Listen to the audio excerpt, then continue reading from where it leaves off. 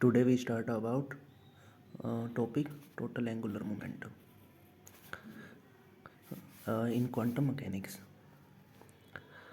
Angle हम total angular momentum को जे से रिप्रेजेंट करते हैं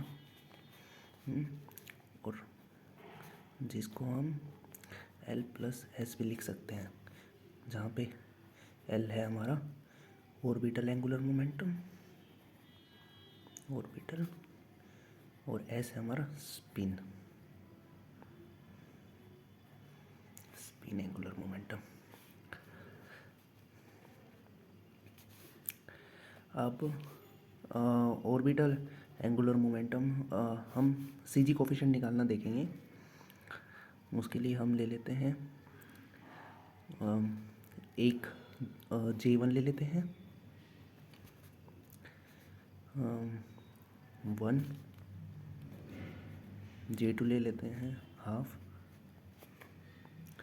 it is a combination of L और एस। एल हमें पता है हाफ इंटीग्रल्स और एस एक होल नंबर इंटीजर्स, ठीक है। तो ये कॉम्बिनेशन ऑफ एल और एस है।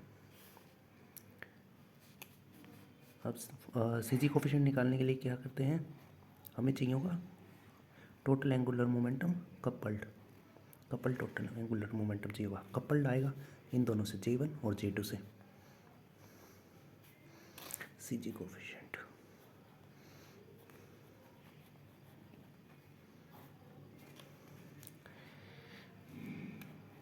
उसके लिए हमारे पास फॉर्मूला होता है J1 minus J2 to J1 plus J2।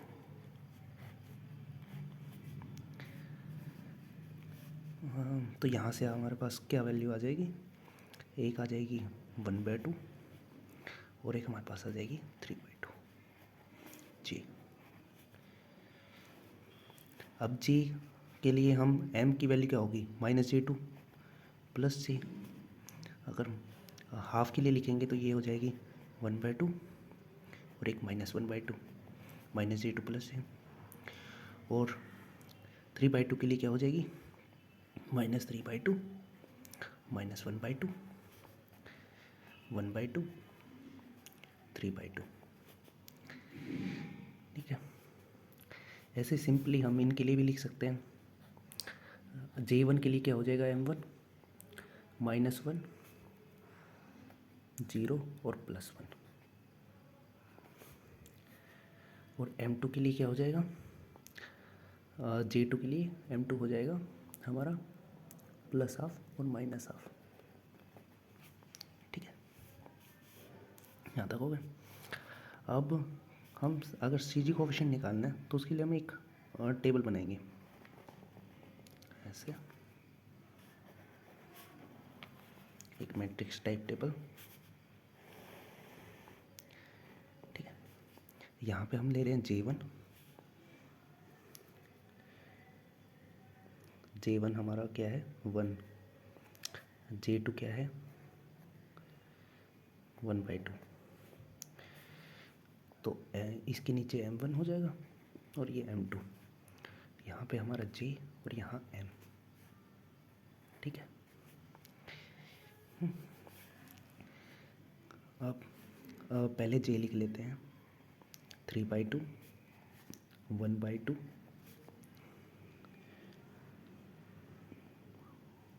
और क्या है हमारे पास माइनस J लिख रहे हैं तो 3/2 3/2 और एक बार और 3/2, क्योंकि J के लिए M की 4 वैल्यूज़ हैं। इसके लिए J 3/2 के लिए हमारे पास 4 M की वैल्यूज़ थी, -3 टू लेके 3/2 तक। तो हमने 4 बार J को लिख लिया और इसके लिए M की वैल्यूज़ लिख लेते हैं। एक 3/2 है, एक 1/2 है, एक -1/2 है और एक -3/2। इन 3/2 के लिए ये है। ये हमने इसलिए लिखा है क्योंकि यहाँ भी J के पास एक वैल्यू अलग भी है, 1/2 भी है, तो वो भी लिखेंगे हम। उसके 1/2 के लिए 2 वैल्यूज़ है तो हम 2 बार लिखेंगे उसे। और ये M की वैल्यूज़ यहाँ नीचे, ठीक है। ऐसे सिंपली M1 लिखेंगे। अब M1 की वैल्यूज़ क्या है, 3 वैल्यूज़ है, -1 0 और +1। तो हम पहले +1 लिखेंगे। अब +1 के लिए अगर हम कॉम्बिनेशंस बनाते हैं, M2 के साथ कॉम्बिनेशंस बनाते हैं, तो एक बार हाफ के साथ, एक बार -½ के साथ, ऐसे ही 0 एक बार हाफ के साथ, एक बार -½ के साथ, ऐसे ही -1 एक बार हाफ के साथ, एक बार -½ के साथ। ठीक है, ये बन गए। अब हमें ये देखना है कि हमें कहाँ कहाँ वैल्यू मिल सकती है। अब हमें ये पूरी इस मैट्रिक्स में हमें नहीं पता है कि कहाँ कहाँ वैलिड वैल्यूज़ हैं, तो उसके लिए हमारे पास ये रूल है कि जो m1 + m2 है ना, वो m के इक्वल होना चाहिए। m1 + m2 = m होना चाहिए। अब m1 हमारे पास 1 है, ये हाफ है, तो 3/2। 3/2 कहाँ पे? सिर्फ यहाँ, और कहीं पे 3/2 है नहीं, तो हम यहाँ पे तो इसके दे देते हैं नाम a, कि हमें यहाँ वैल्यू मिलेगी, और बाकी को कर देते हैं क्रॉस। ठीक है, फिर हम दूसरे का देखते हैं, हाफ और -½ तो इसकी होगी 1/2, तो हमें मिलेगी यहाँ पे ही वैल्यू। ठीक है,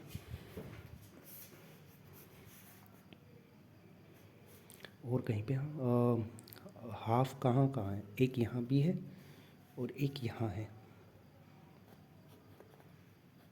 और हमें कहीं वैल्यू नहीं मिलेगी। ठीक है,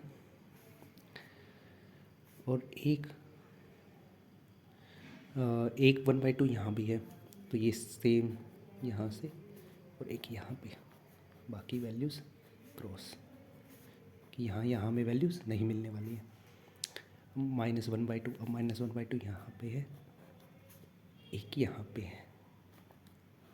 ठीक है, और बाकी क्रॉस। अब यहाँ पे है -1/2, -1/2 एक यहाँ है, एक यहाँ पे है, क्रॉस, और -1 और -1/2 -3/2 यहाँ पे, और ये कैंसिल। ठीक है, तो यहाँ पे क्या हो जाएगा, अगर इन्हें अभी के लिए नाम ले लेते हैं, B C D E F G H I और J। ठीक है, नाम दे दें। अब हमें ये पता है कि जो CG कोफिशिएंट होते हैं ना, जैसे एक लाइन के अंदर जैसे A है, तो A = 1 होगा, इनका स्क्वायर का सम 1 होगा। ठीक है, ऐसे सेकंड लाइन का सेकंड लाइन में, तो सेकंड लाइन वाले को कैसे लिखेंगे? B² + C² = 1। ठीक है, ऐसे लिखेंगे, ऐसे आगे लिखते जाएंगे D² + E² = 1। मतलब जितने भी टर्म्स होंगे ना, उनके स्क्वायर का सम = 1 होना चाहिए। फर्स्ट वाले में हमारे पास सिर्फ एक ही टर्म थी, तो हमारा 1 हो गया डायरेक्ट, वो इक्वल। ऐसे ही F² + G² = 1।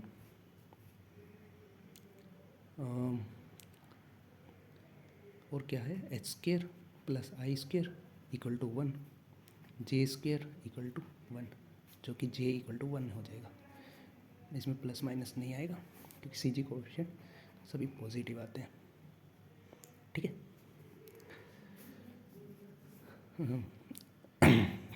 यहाँ तक हो गया। अब हमें 2 वैल्यूज़ नोन थी, एक A नोन है, एक हमारे पास J नोन है। ठीक है, अब हमारे पास दो वैल्यूज़ अगर नोन है, तो हम इसके लिए स्टेट लिख सकते हैं। जैसे A के लिए हम स्टेट लिखना चाह रहे हैं, तो A क्या है?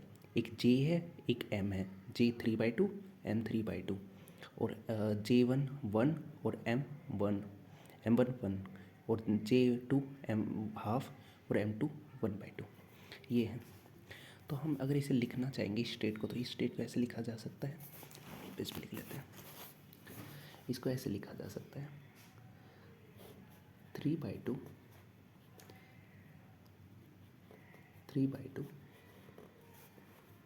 ये हमारा है JM। ठीक है, और यहाँ पे क्या आ जाएगा? हमारे पास क्या था? 1 और 1, और यहाँ है 1/2 1/2। ठीक है, यहाँ पे ये है, ठीक है।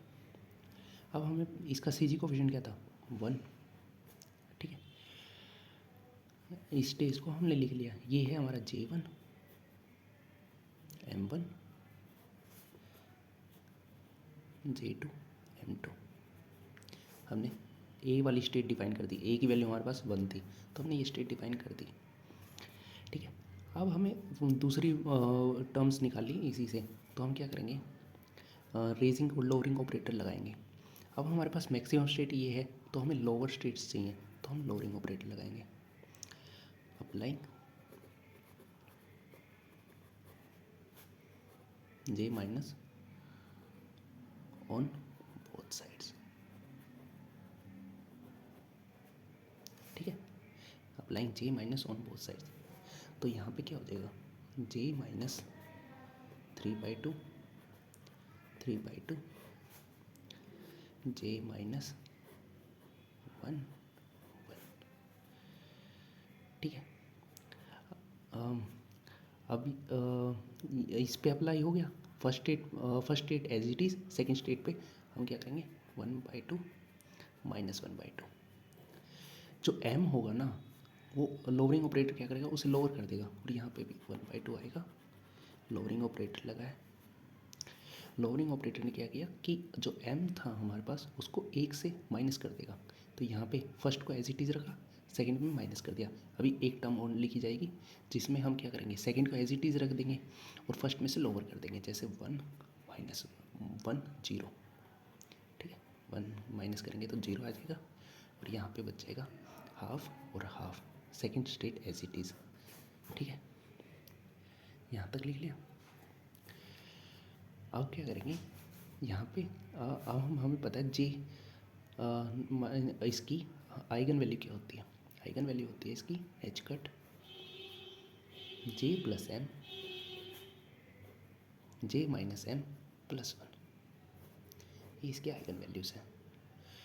आइगन वैल्यू अब ये है तो हम यहाँ से J माइनस की वैल्यू निकाल सकते हैं। J माइनस अगर यहाँ पे अप्लाई हुआ है, इस स्टेट के ऊपर अप्लाई हुआ था, ठीक है, इस स्टेट के ऊपर अप्लाई हो रहा है, तो हम ये वैल्यूज़ लेंगे। अब जिनके ऊपर अप्लाई हुआ था, जो अप्लाई होके आई हैं उनको नहीं लेंगे, तो ये J और M है ना, ये हम ये लेंगे, जैसे 3/2 और 3/2।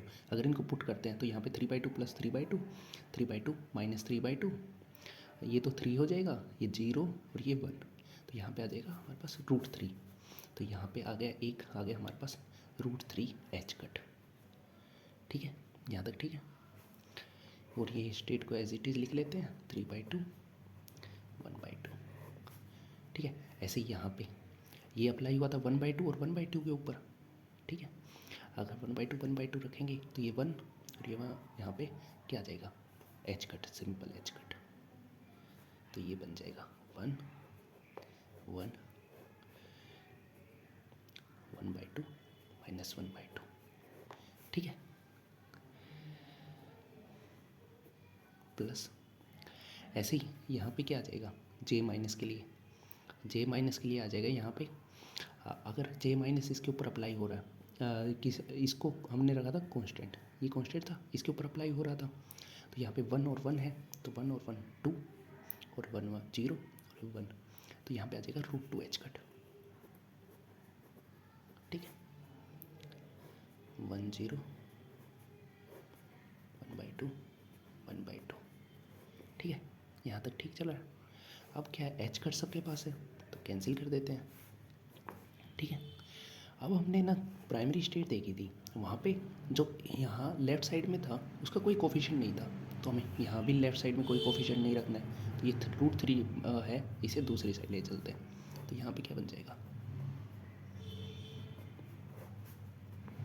1/√3 1 1 1/2 माइनस 1/2 प्लस √2/√3 1 0 1/2 1/2, ठीक है। यहाँ तक है। अब हम यहाँ से स्टेट्स निकाल सकते हैं, जैसे अगर यहाँ पे हमारे पास है √3/2 1/2, ठीक है। √3/2 और 1/2 ढूंढते हैं कहाँ पे, यहाँ पे है √3/2 और 1/2, ठीक है। J और M, फिर हमारे पास है 1 1, ये है J1 M1 और J2 हाफ और माइनस हाफ, यहाँ पे ढूंढते हैं। J1 1 और M1 1, 1 दो जगह पे है, तो अब J2 देखेंगे, एक बार हाफ और एक बार माइनस हाफ। हमें हाफ और माइनस हाफ चाहिए था, तो हम सेकंड लाइन में आ गए, तो मतलब हमें B की वैल्यू मिल चुकी है। B की वैल्यू जो इसका कोफिशिएंट है 1/√3, वो B की वैल्यू हो जाएगी। तो यहाँ पे हम B की वैल्यू लिख सकते हैं 1/√3। ठीक है, ऐसे ही सेकंड टर्म का देखते हैं। सेकंड टर्म में भी 3/2 और 1/2 में तो देखना ही है हमें, आगे 1 और 0 होना चाहिए और 1 हाफ और हाफ होना चाहिए। तो यहाँ पे ढूंढते हैं 1 J1 जब 1 है और 0 दो जगह पे है, तो जब हमारे पास दोनों हाफ और हाफ है 1/2, और जब यहाँ भी 1/2 है, तो हमें D की वैल्यू यहाँ से क्या है √2/√3। D की वैल्यू है √2/√3। तो यहाँ से हम जो हमारे ये फॉर्मूले थे, यहाँ से हम C और E की वैल्यू निकाल सकते हैं। तो यहाँ से क्या होगा, C अगर हम निकालेंगे तो वो क्या हो जाएगा, C² + B² = 1 था। तो अब हम यहाँ पे रखेंगे तो ये बन जाएगा +1/3 = 1, और अगर C² करेंगे तो ये बन जाएगा 2/3। तो C की वैल्यू क्या आ जाएगी, √2/3। ऐसे ही D² + E² = 1 था, तो यहाँ से E की वैल्यू क्या आ जाएगी 1/√3। ठीक है, सेम। अब यहाँ तक हमारी वैल्यूज़ आ चुकी हैं। हमने 5 वैल्यूज़ निकाल ली हैं। पहले हमारे पास A था, हमने B D निकाल लिया, C E निकाल लिया, एक हमारे पास J है, F H और G I रह गया। ठीक है, अब जैसे हम अब J के लिए भी लिख सकते हैं स्टेट। जैसे हमने A के लिए लिखी थी, तो J के लिए क्या लिखेंगे, J के लिए अगर हम देखते हैं तो J क्या है 3/2, यहाँ पे J के लिए 3/2 और -3/2, M है -3/2 और J है 3/2, ये लिख लेते हैं यहाँ पे 3/2 -3/2। ऐसे ही हम M वो देख लेते हैं, J1 और M1 क्या होगा। J1 तो फिक्स है 1 है, M1 क्या है -1, J1 1 और ये -1। ऐसे ही सेम J2 देख लेते हैं, J2 भी हाफ फिक्स है और यहाँ पे -हाफ, तो ये भी लिख लेते हैं। ठीक है, ये सबसे लोएस्ट स्टेट लिखी है हमने। अब सबसे लोएस्ट लिखी है तो इसमें क्या करेंगे, अप्लाइंग क्या करेंगे, रेजिंग ऑपरेटर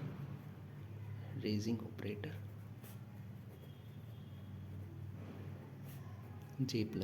ठीक है, अगर रेजिंग ऑपरेटर इस पर अप्लाई कर देंगे तो यहाँ पे रेजिंग के लिए पहले लिख लेते हैं फॉर्मूला आइगन वैल्यूज़ का, H cut J + J - N J + M + N, ये आइगन इसकी आइगन वैल्यू है। ठीक है, अब ऐसे ही सेम प्रोसीजर हम इसके लिए जैसे जो हमने रिपीट किया था, सेम प्रोसीजर से हम इनकी वैल्यूज़ भी निकाल लेंगे।